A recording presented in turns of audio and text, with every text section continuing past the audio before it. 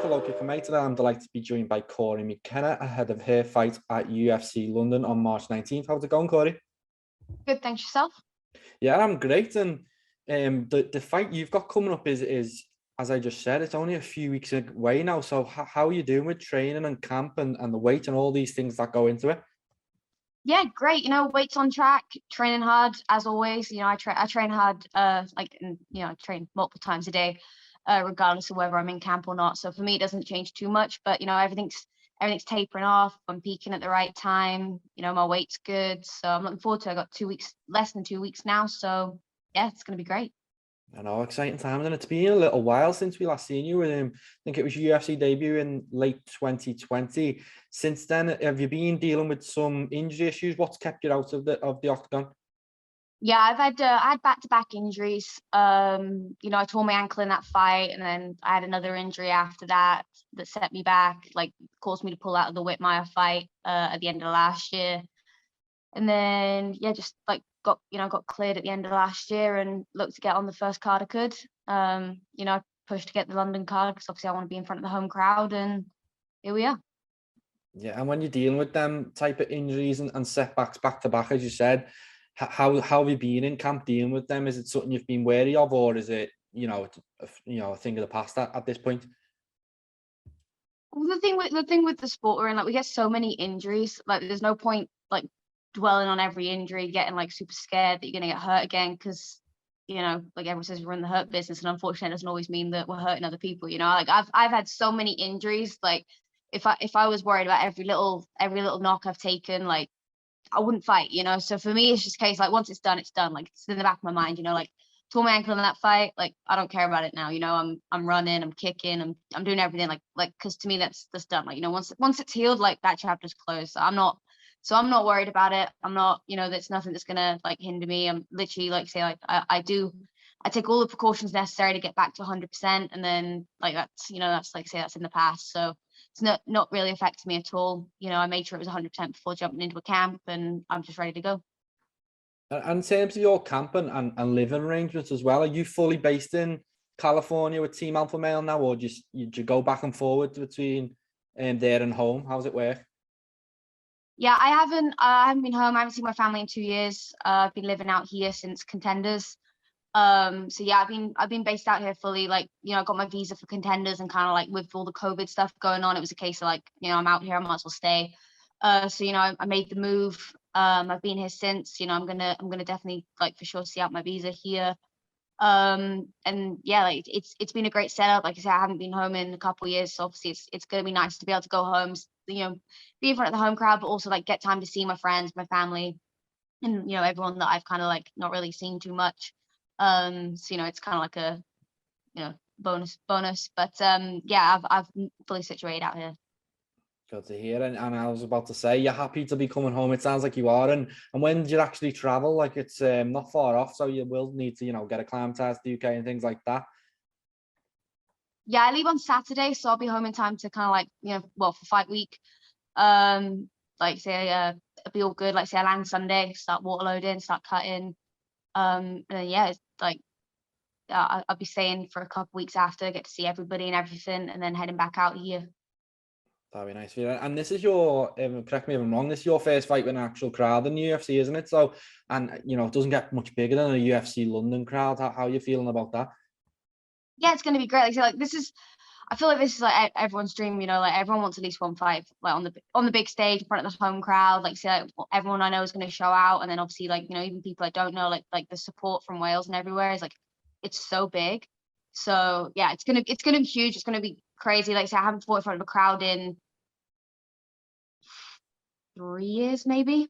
I think early 2019, the Cage Warriors Colchester card would have been the last one with a crowd for me. So it's been a while. It's gonna be completely different to what I've kind of gotten used to. But it's nothing we've not done before, and I'm looking forward to it. Like you say, the Welsh, the British, everyone, they always show up, they show out. The support is always wild. So it's gonna be a great night. And in terms of your friends and family and people like that, obviously when the tickets come out, it seemed like they were gone in seconds. So did all your people manage to actually get tickets to the event, so you'll have some the actual support there? Yeah. All my family's going to be there, like a load of my friends. Like, so, we also have I have a lot of teammates or old teammates on the card. So, a lot of like former teammates and friends are going to be there. So, it's just going to be, a great night. Like I say, everyone that I kind of grew up with around the scene is on the card. So it's going to be huge. Yeah, and on top of the card, we've got Tom Aspinall, former Cage Warriors fighter, and he's relatively new to the UFC. And I just want to get your opinion on him headlining the event, and what does it mean to you as a relative newcomer, seeing someone so quickly headlining a UFC event? This could potentially be you in a few fights time. Yeah, like I say, it's huge. Like the card's massive. There's so many great fighters on there. Yeah, like I say, it's great. Like, the guy sells himself well. Like, he's got a good name, so it's gonna be a good card. Like I say, got like my childhood friend Arnold's like the co-main, so it's gonna be huge. Like, the card itself is just massive. Obviously it's great for him to be headlining it, and it's amazing to just be a part of it. Yeah, and you mentioned your pal Arnold Allen. He's finally got that breakout fight. It's not quite the main event, but it's Dan Hooker. It's a big name, and it's something that can really push him on in a co-main event slot. You've got to be happy for him. Oh, massively. Like he works so hard and he has done for so long. So it's going to be great to see that kind of pay off for him. It's like you say, it's going to be great to be there and be a part of that too.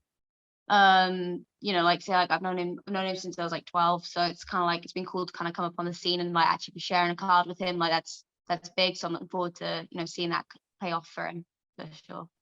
Yeah, and also I just wanted to touch on, obviously you come from Cage Warriors as well. I think there's about 8 fighters. I think there was supposed to be 9, but 1 dropped out from Cage Warriors competing on this card. I want to know your opinion on why they've been consistently be able to, churn out top level talent for the UFC, and this card is, testament to that. Yeah, like I said, Cage Warriors is one of the main feeders for the UFC. Everyone always describes it as like the little sister show or whatever. Like I say, just so it's on Fight Pass. It's the biggest organization in Europe. It's a great platform. They give us a great look. Like I say, we get the crowds, we get the lights, we get the camera, we get the big size cage. Like, we get the full treatment. So it fully prepares us for the show. And I was very fortunate to, like I say, have my entire pro career on Cage Warriors. So yeah, like they say, they're a great platform, and like I say, they're the biggest show in Europe. So it only makes sense that they're, one of the main feeders for the UFC. Yeah, and on to the next one for you now. It is Elise Reed. Obviously we are approaching fight night now. I'm sure you've had a good look at her. What do you make of her as an opponent for yourself? Yeah, she's solid. Like you say, like she's, I think on paper it's like your stereotypical striker versus grappler, but I'm not sleeping on her. I know she probably works a lot on her grappling. Like, she's had some grappling exchanges in her fights and clearly kind of like knows what she's doing, like can handle her own. So I think it's going to be a pretty entertaining, well-rounded fight. Like I say, like I got striking too. Like I've been competing in striking since I was a kid. Like she's a black belt taekwondo. Like so I think it'd be, it's going to be a different style matchup to what I've had before. I haven't had that really. Like, fought a lot of like different styles, and it's going to be interesting. I'm confident wherever it goes. I've got solid striking. I'm confident in my wrestling and my grappling. Like, I feel like I've shown that a lot. And then I think it's going to just be a well-rounded fight, and it's going to be really entertaining for everybody, I hope. So it's going to be good. And you mentioned there a striker versus grappler matchup is, when you do you go away and with the team, do you study much, or do you kind of leave it to them and then they come up with the game plan? How does all the tactical side of things work for you? When the fight's kind of offered, like I check them out. I feel like everyone checks them out. I gave a quick look, like sat down, watched it with a couple of teammates. But I'm not, when it comes to fighting, like I'm more focused on myself. I want to go in there and be like the most well-rounded, most well-prepared person I can be, because at the end of the day, like at this level, like everyone's constantly improving. Everybody's training professionally. Everybody's taking it serious. Like, and I think, like, as long as like they're doing it right, like no one's the same fight when they go in there the next fight. Everyone goes away, they evaluate, they make the changes. Like, you're never going to get the same fighter. So like I'll watch it and like you can see some tendencies and stuff, but I don't like to kind of like, I'm not one of those people, not to say it's wrong to people that do this, but like I don't want my teammates to spar me exactly how she sparred in her last fight. I don't want to like bank on her making the same tendencies. Like, I don't obsess over the tape and the kind of like that side of things. For me, it's more like, okay, she's a striker, like I'm gonna work on this, or okay, she's a grappler, I'm gonna work on this. But also at the same time, like I'm training my boxing, my Muay Thai, my jiu-jitsu, my wrestling, like every week I train it all equally, like because my thing is like for me it's about being like the best mixed martial artist, not just about beating this next opponent. Like I want to make sure that I'm at the top of my game all around, so that I'm prepared no matter what they throw at me. Yeah, and come fight night, obviously it's been a minute since we've seen you in there, and I'm sure you've been, evolving and getting better. Is there anything you're looking forward to kind of showcasing after, that we might not have seen before from you? No, like I said, I've been training everything equally. I've been training my wrestling with Danny Castillo regularly. I've been doing my boxing with Joey.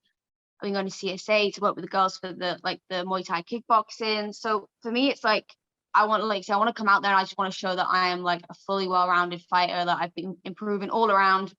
And hopefully, like I show some new skill sets. But for me, like I'm trying to like make sure that it's a full progression. It's not just like, oh, my striking's improved so much. Like I've worked on everything, and I really want to come out and showcase that. And when you're picturing this fight and you can't daydream about how you get this done, how do you see it happening? Do you think you'll be able to take it out, or do you expect a longer, more grueling fight? I always envision a finish. Like there's so many ways it could go. I'm not going to call a set finish, but like I'll definitely be looking for it. Like I say, I've been working all around, so I'm confident I can finish it. On the feet, on the ground, like wherever the fight goes, like I'm confident I can, hold my own and look for that finish. Yeah, and I'm moving on from this fight, all goes well, you pick up a big win and you come out healthy. How many times do you want to compete in 2022? So my rule of this year that I'm saying everyone is like, I'm not calling it. Every time I say I want 3 or 4 fights, I get like 1.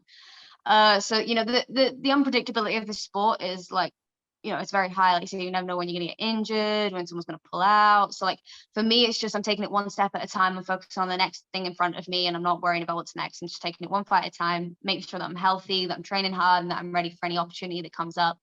I always want to stay active, but I'm not going to put like a set number on it, because otherwise I just end up disappointing myself. So I want to stay as active as possible and stay as healthy as possible and focus one fight at a time. And is that the mindset you kind of carry with all your fighting, in terms of, a lot of people I get the pleasure of speaking with, they have set goals. So they'll say, by the end of 2022, I want to be in this position, knocking on the door of a top 15 or a title shot or whatever it is. Do you set them type of goals, or is it kind of the same mindset, one fight as they come, get past this girl, see what happens next? I think my mindset's changed a lot over the last couple of years, like with experience. Because like I say, I've had a couple, like I'm only 22, but I've had like, I think this is my second 18-month layoff due to like things that are completely out of my control. So one thing I've realized is like, I can't be like, oh, by this date, I want to be this, because, I get to that date and I'm disappointed. So for me, it's like, I've learned to kind of go with the flow a little bit.